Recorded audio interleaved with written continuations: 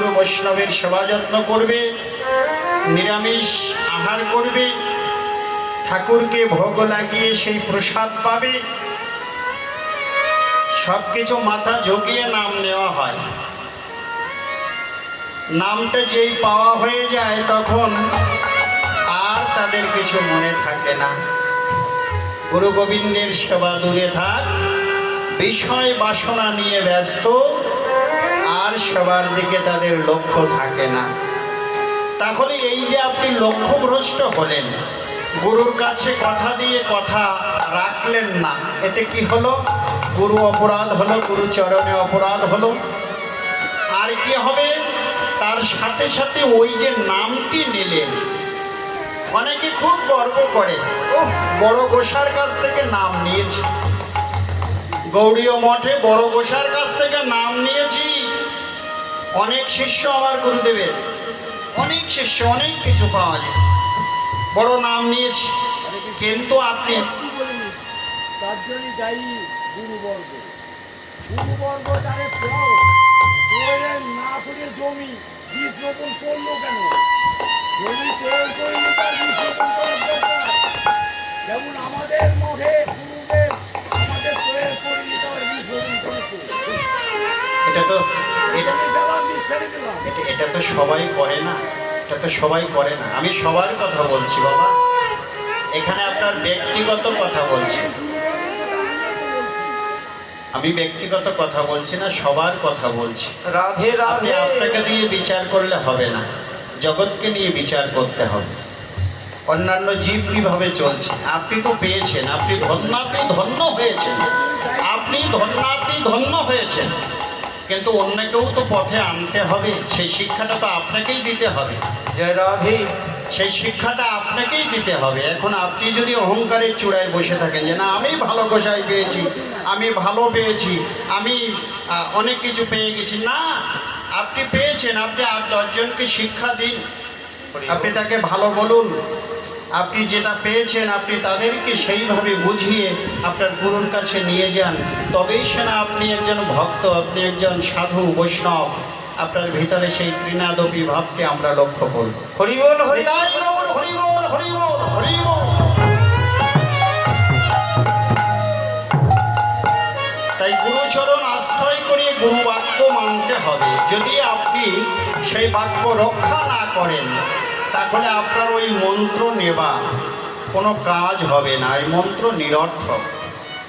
যদি যাজন না করেন, যদি জল সিঞ্চন না করেন, কি বললেন? শ্রবণ কীর্তন জলে করায় সিঞ্চন। নববিধা ভক্তির মধ্যে সর্বপ্রথম বললেন শ্রবণং। শ্রবণ করতে হবে। কি শ্রবণ করতে হবে? কৃষ্ণ কথা, হরি নাম, হরি নাম শ্রবণ করতে হবে, কৃষ্ণ কথা, হরি কথা শ্রবণ করতে হবে, লীলা কথা শ্রবণ করতে হবে। যারা বলে লীলার মধ্যে কিছু নাই, ভুল, মূর্খের স্বর্গে বাস করছেন। লীলা সম্পর্কে জানতে হবে। এই যে কীর্তন, এ সম্পর্কে আপনার বুঝতে হবে। এই কীর্তনটা আমার মতো মূর্খ লেখেনি। এই পদগুলো রচনা করেছেন তারা পণ্ডিত মহাজন, তারা একজন ভক্ত শ্রেষ্ঠ, তবেই তারা লিপিবদ্ধ করেছেন এই পদ পদাবলী।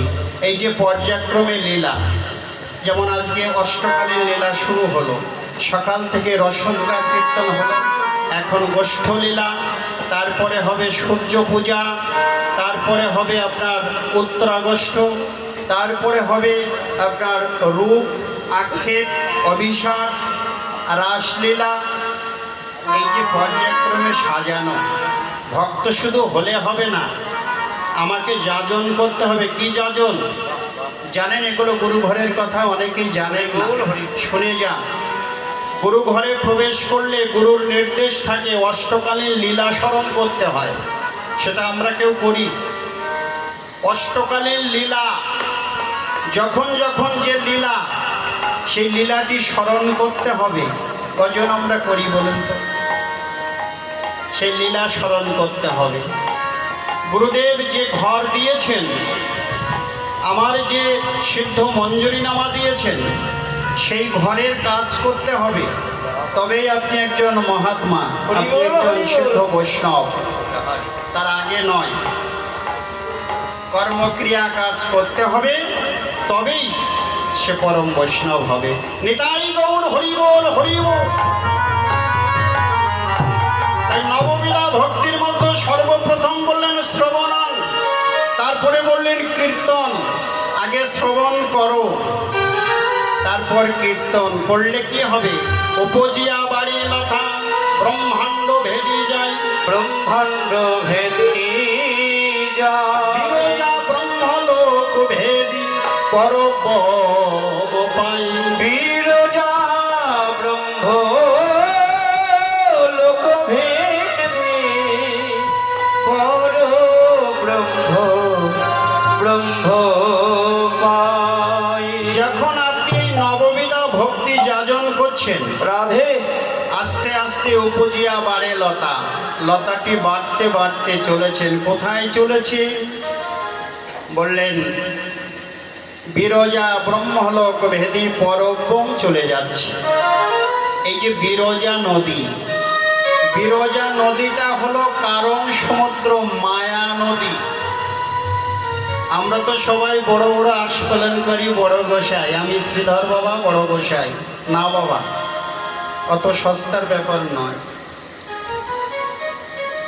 এই মায়া যতক্ষণ পর্যন্ত আমার ভিতরে আছে, বিষয় বাসনা যতক্ষণ পর্যন্ত আমার ভিতরে, ওই 1 টাকার থেকে 5 টাকা কি করে করব, এই জপনা যতদিন আমার ভিতরে আছে, আমার চিত্তে আছে, ততদিন আমি